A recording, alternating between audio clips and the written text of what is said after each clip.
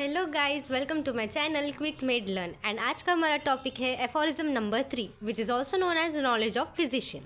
सो ये aphorism knowledge of physician क्यों कहलाता है? बिकॉज इस एफोरिज्म में फिजिशियन के पास कौन से नॉलेजेस रहने चाहिए वो मेंशन किया गया है। सो बिफोर स्टार्टिंग अवर एफोरिज्म नंबर 3, अगर आपने मेरा first aphorism and second aphorism के ऊपर का वीडियो नहीं देखा हो तो प्लीज़ जाके देखिए, because that is the base of each and every aphorism. So get back to aphorism number 3। तो ये तो एक कॉमन चीज़ है डैट कि अगर किसी भी पेशेंट को क्योर होना होगा तो उसे फिजिशियन के पास ही जाना रहेगा। बट फिजिशियन भी किसी पेशेंट को तभी क्योर कर पाएगा जब उसके पास किन चीज़ों की नॉलेज होगी या क्वालिटीज़ होंगी।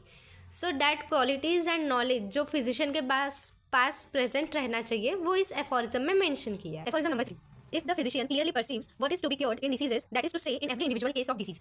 So इसमें तो knowledge of disease होना चाहिए वो बताया। Then if he clearly perceives what is curative in medicine, that is to say in each individual medicine, which is knowledge of medicinal power, and if he knows how to adapt according to clearly defined principles what is curative in medicine to what he has discovered to be undoubtedly morbid in the patient, so that the recovery must ensure to adaptive, as well in respect to the suitability of the medicine most appropriate according to its mode of action, to the case before him, with choice of remedy choice of remedy, the medicine indicated, as also in respect to the exact mode of preparation and quantity of it required, proper dose, and proper period for repeating the dose. If finally he knows the obstacle to recovery in each case and is aware how to remove them so that the restoration may be permanent, then he understands how to treat judiciously and rationally, and he is a true practitioner of the healing art.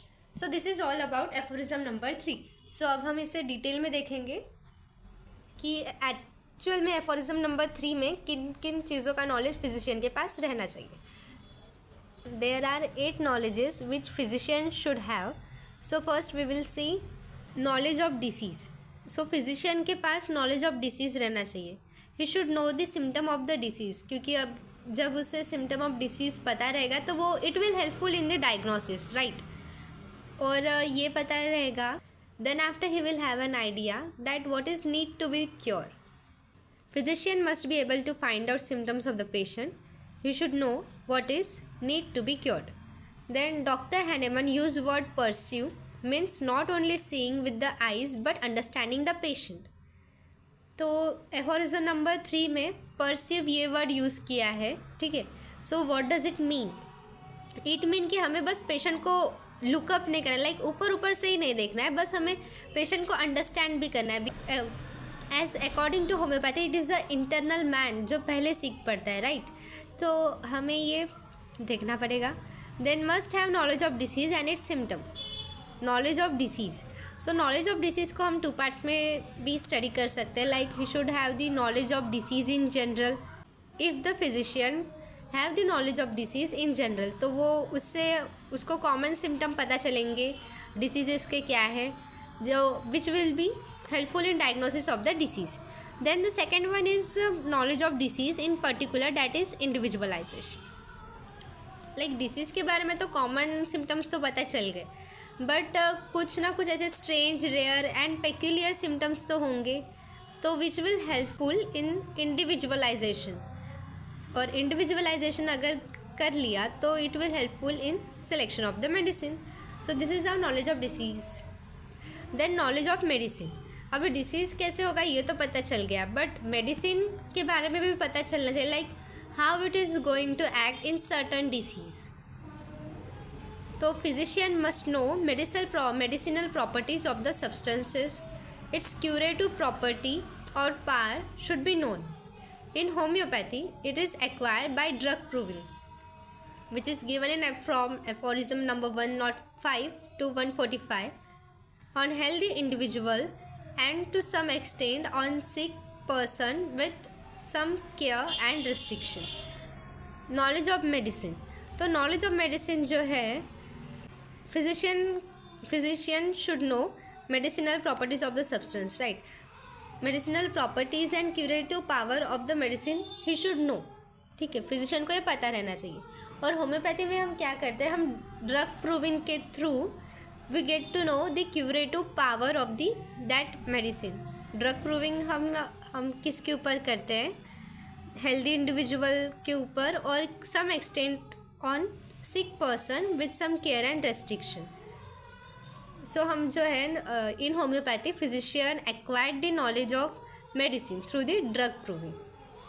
Then third one is knowledge of application of drug knowledge to disease knowledge. अभी disease के बारे में भी पता चल गया, medicine के बारे में भी पता चल गया, बट हमें एप्लीकेशन भी पता रहना चाहिए कि how to applicate that drug knowledge to disease knowledge. So there are different methods to treat the patient. For example, the medicine will produce opposite effects, similar effect lags link between disease and medicine. So इनमें से हम homeopathy में similar effect cause करके treat करते हैं. Since homeopathy follows law of similar knowledge of choice of remedy. Selection of drug depends upon principle of system. As in homeopathy, that drug is given to patient which has ability to produce symptom most similar to the symptom of the patient as it is based on similia similibus currenter. So हम medicine कैसे choose करते हैं, तो किसी भी drug का selection जो है वो डिपेंड करता है उस सिस्टम के प्रिंसिपल के ऊपर. और होम्योपैथी में क्या है, we follow similia similibus curentur, ये हमारा प्रिंसिपल है. So on that basis we choose the remedy. Patient, हाँ यहाँ पर एक और बात है जो ध्यान में रखने लायक है कि जो पेशेंट अटर्ड सिम्टम, पेशेंट जो है बहुत कुछ बताएगा, but we should have knowledge कि कौन से सिम्टम जो है वो वैल्यूएबल है और कौन से जो है वो अनइम्पॉर्टेंट है. बिकॉज जो वैल्यूएबल सिम्टम है उसके बेसिस पे टोटलिटी फॉर्म होगी and on that basis we will select the remedy. Then knowledge of exact mode of preparation of medicine.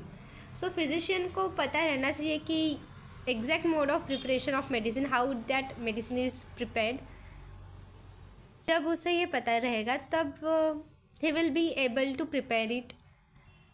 All medicines cannot be prepared in every vehicle. For example, अगर aqueous form में कोई अगर medicine है, right, तो हम उसे globules में नहीं दे पाएंगे, globule which is a vehicle.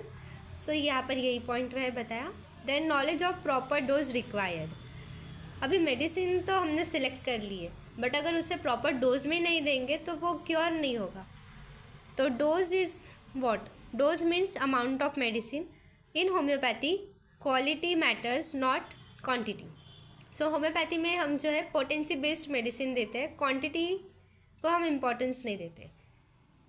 अगर मिनिमम डोज दिया जाए तो कुछ इफ़ेक्ट हमें नहीं दिखाई देगा, और लार्ज डोज अगर हम देते हैं तो मे बी हमें एग्रावेशन दिखेंगे due to the overdose. So we should know its, we should use the proper potency. और ये जो है हमारे पोस्टोलॉजी में आता है. And that potency depends upon susceptibility of a patient और the seat of the disease. Then 7th one is knowledge of repetition of medicine.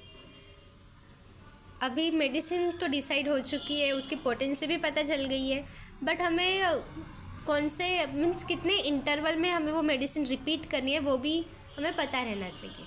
Must know the interval in which the medicine is repeated. अगर less frequently हम उसे repeat कर रहे हैं तो वो full capacity में एक्ट नहीं करेगी. अगर टू फ्रिक्वेंटली हम उसे रिपीट कर रहे हैं तो ओवरडोज हो जाएगा, जिसकी वजह से हमें एग्रावेशन ऑफ सिम्टम देखने को मिलेगा. Repetition of medicine we can give on the basis of nature of medicine और the nature of disease. So nature of medicine के ऊपर कैसे, अगर जो मेडिसिन शॉर्ट एक्टिंग है वो हम शॉर्ट इंटरवल में रिपीट करेंगे, जो डीप एक्टिंग मेडिसिन है वो लॉन्ग इंटरवल में रिपीट करेंगे. Then on the basis of nature of disease, nature of disease पे कैसे, लाइक एक्यूट में शॉर्ट इंटरवल में रिपीट करेंगे एंड क्रोनिक में लॉन्ग इंटरवल में. Then 8th one is the knowledge of obstacles to cure and their removal. We have chosen the medicine, medicine भी choose हो चुकी है, उसका डोज भी पता चल गया, उसको रिपीट कैसे करना है वो भी पता चल गया है. बट ये सब करने के बावजूद अगर पेशेंट क्योर नहीं हो रहा है, सो वी शुड नो कि ऐसे कौन से ऑब्स्टेकल्स हैं जिसकी वजह से पेशेंट क्योर नहीं हो रहा है, और फिर हमें उसे रिमूव भी करना है. सो ऑब्स्टेकल्स मीन्स क्या होता है, जो do not allow given medicine to work, and it can be exciting or maintaining cause, miasmatic cause, pathological cause which may be reversible or irreversible. So for example, अगर कोई patient है उससे वो diarrhoea के लिए आया है and we have given the most similar medicine, but फिर भी वो क्योर नहीं हो रहा है. सो आफ्टर इन्वेस्टिगेटिंग हमें ये पता चला कि वो जो है अभी भी स्पाइसी फूड खा ही रहा है. सो स्पाइसी फूड है वो कंटेनिंग कॉज हो गया, ड्यू टू विच उसका डायरिया ठीक नहीं हो रहा है. So that is the obstacle and we need to remove that. So this is all about all its knowledges of the physician. Then this aphorism is also known as miniature of organelle, since physician plays key role in treatment of the patient. So this is all about aphorism number 3. I hope you have understood it, and don't forget to like, subscribe and comment में ज़रूर बताइए कि what should be the next topic. Thanks for watching.